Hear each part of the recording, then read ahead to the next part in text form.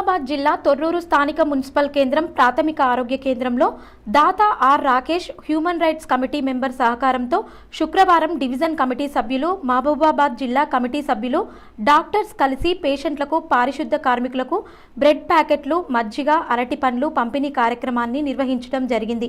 National human rights అధ్యక్షులు మంగళ్లపల్లి హుస్సేన్ మాట్లాడుతూ corona సమయంలో వారు చేసిన సేవలు, పారిశుద్ధ కార్మికుల సేవలు వెలకట్టలేనివని అన్నారు. ప్రతి ఒక్కరూ సేవాభావం కలిగి ఉండాలని అన్నారు. ఈ కార్యక్రమంలో డివిజన్ ప్రెసిడెంట్ పల్లెర్ల రమేష్, రాష్ట్ర జనరల్ సెక్రటరీ మాచర్ల శ్రీనివాస్, మహిళా మండలి సభ్యులు, ఆశా వర్కర్లు, ఆటో కార్మికులు తదితరులు పాల్గొన్నారు.